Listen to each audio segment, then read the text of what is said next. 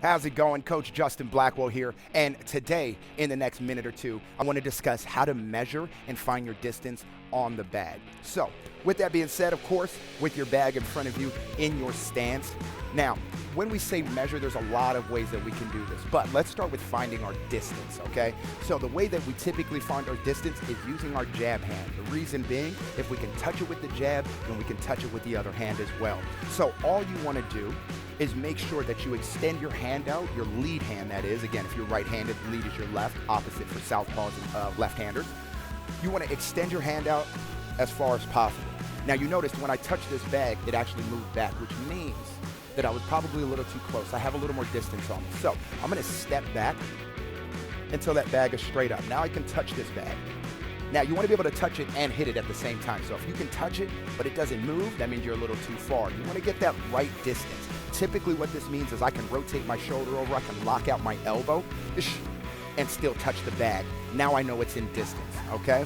So that's the way you wanna find your starting distance to the bag. Boom. Just using the jab hand, right? And as you move around, anytime I start around, I'm gonna start off with that jab just to start measuring the distance. Now, when we say actually measure, and you might hear this in class, maybe we're measuring to throw that 2 down the pipe. So I'm gonna use that same jab hand, except this time I'm gonna feel it out there, and as soon as I feel it, I get to throw my other hand, okay? So again, I measure, and then I throw that 2.